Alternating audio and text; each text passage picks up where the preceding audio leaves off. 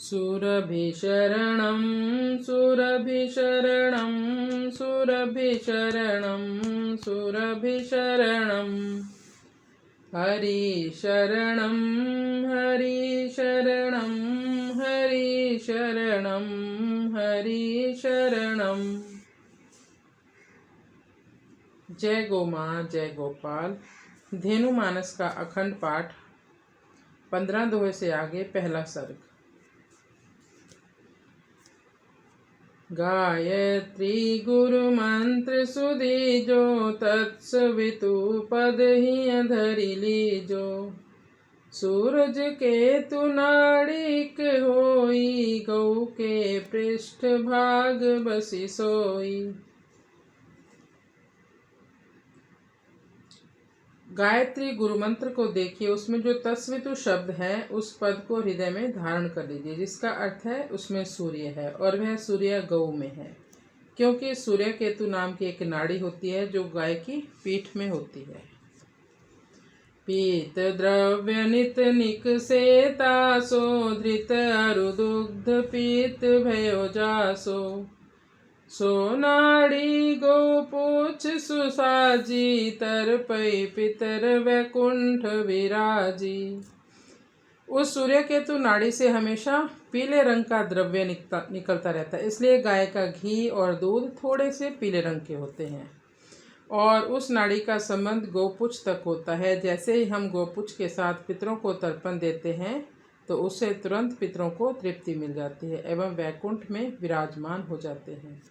ये है गौ माता की महिमा। ग आखर बहु अर्थ उचारी रक्षा चलहि गौ गीत विचारी। कवच धेनु मानुष तन पायो रक्षा को सब भार उठायो। गाय ने मनुष्य की रक्षा का भार उठा रखा है। गाय मनुष्य को कवच के रूप में मिली है,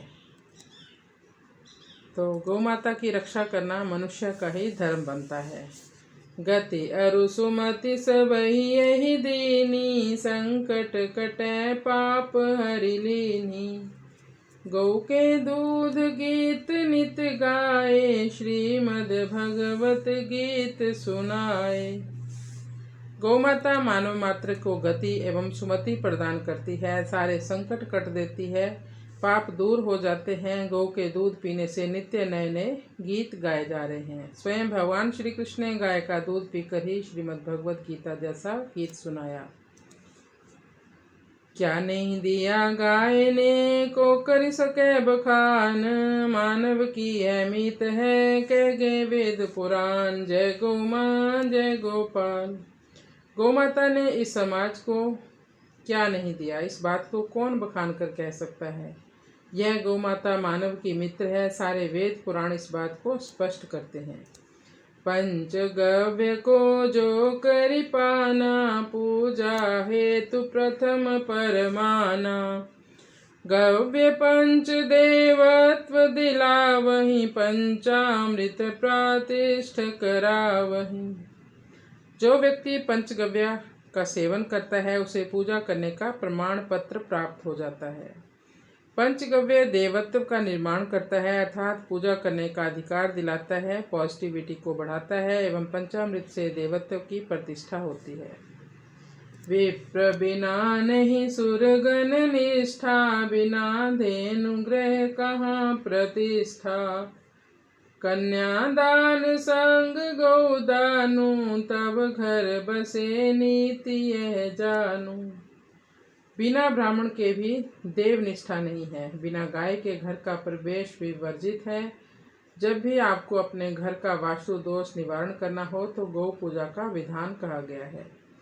कन्यादान के साथ गौदान का भी विधान है, लेकिन आज ये सब रीतियां भूलती जा रही हैं, तभी घर घर में कलेश हो रहा है। जब भी आप घर बनाएं सबसे पहले गौ माता को वहां पर प्रवेश कराएं। घर बसना तभी माना जाता है जब गौ सेवा शुरू होती है। विवाह के समय गोत्र पूछने का अर्थ भी यही है कि तुमने अभी तक कितनी गौ रक्षा का व्रत लिया है, किम गोत्रस्य किम प्रवर्स्य, कितने श्रेष्ठ कार्य किए हैं। वैवाहिक विधि गौमुख गंगा, प्रथम गोत्र द्विज पूछो संगा। सर्व औषधि गोमूत्र समाई, कहु का व्याधि जो नाही नसाई। विवाह कार्य की विधि के लिए गोमाता वैसे ही है जैसे गंगा के लिए गोमुख है। जब विवाह कार्यक्रम आरंभ होता है तो सबसे पहले ब्राह्मणों के द्वारा गोत्र ही पूछा जाता है। संपूर्ण औषधियां गोमूत्र से ही बनती हैं, ऐसी कौन सी व्याधि है जो गोमूत्र से समाप्त न हो। जे जन नित गोमूत्र नहाए, क्रियाशील तन तंत्र जगाए। पंचम दिन गोविंद बखाने, आनिज सोमति कान नहाने। जो लोग नित्य गोमूत्र से स्नान करते हैं वे व्यक्ति स्फूर्ति युक्त होते हैं एवं उनके शरीर स्नायु जाल जागृत हो जाता है। भगवान श्री कृष्ण जब 5 दिन के थे तब से उन्हें गोमूत्र से स्नान कराया जाता था। धन्य धन्य भारत धरा, प्रगटे जय गोपाल। मात देव की तजी गयो, बने जशोदा लाल। जय गो माँ जय गोपाल। धन्य है हमारा भारतवर्ष जहाँ गोपाल प्रकट हुए। भगवान श्री कृष्ण ने तपस्विनी देव की माता को कंस की जेल में छोड़ दिया एवं गोकुल में जाकर यशोदा लाल बन गए। एक बार द्वापर जुग माही, मिटे धर्म सत्कर्म न साही। राजा कंस निठुर अभिमानी, मात पिता बंदी गृह आनी। एक बार द्वापर युग में जब सब धर्म और सत्कर्म नष्ट हो रहे थे, क्योंकि उस समय निष्ठुर एवं अभिमानी राजा कंस का शासन था जिसने अपने माता पिता को भी बंदी बना दिया था।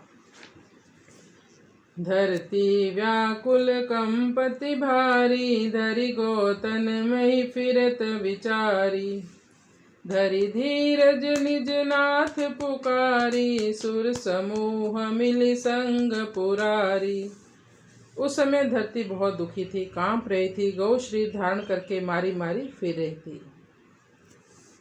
जैसे तैसे धैर्य रखकर अपने स्वामी भगवान नारायण को पुकारने लगी। उनके साथ सारा देव समाज मिल गया एवं भगवान शंकर भी साथ में थे।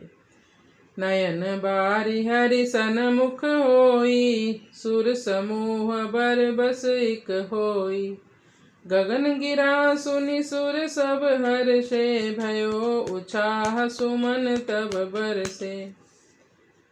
आंखों में आंसू लेकर हरि के सन्मुख हुए देवता लोग समय के वश एक हो जाते हैं। आकाशवाणी देवताओं ने सुनी और सब हर्षित हुए। चारों ओर उत्साह हो गया, फूलों की वर्षा होने लगी। मनुज रूप राखे सुर चोरी, तह अवतर्यों शेष हरि जोरी।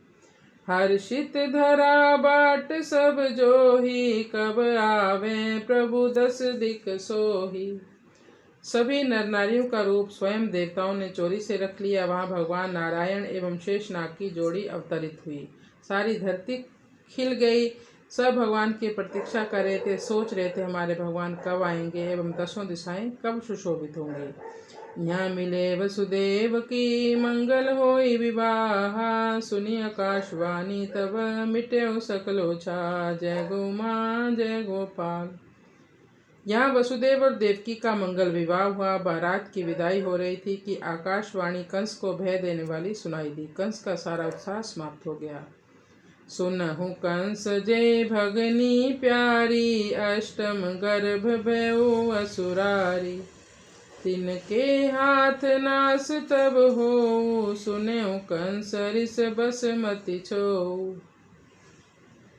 आकाशवाणी सुनाई दी, हे कंस सुनो, जिस बहन को बहुत प्यार करते हो उसका 8वां पुत्र असुरों का शत्रु होगा, उससे तेरा नाश होगा। कंस ने जब यह सुना तो उसे बहुत क्रोध हुआ एवं मति में क्षोभ हुआ। खड्ग प्रहार तो अब मारू, निज अनिष्ट को करहूँ सहारू। नीति वचन शुभ कह वसुदेवा, भगनी वध अनुचित अगलेवा। कंस ने हाथ पर खड्ग लिया और कहा कि मैं अभी तुझे मार देता हूँ और अपने अनिष्ट का संहार कर दूंगा। ठीक उसी समय वसुदेव जी ने नीति के शुभ वचन कहे कि बहन का वध बहुत ही अनुचित पाप है। जनमत सुतन तुम ही हम देऊ, वचन अन्यथा होई न जेऊ। गयो कंस निज भवन विशाला, आयो वसुदेव सुरसाला।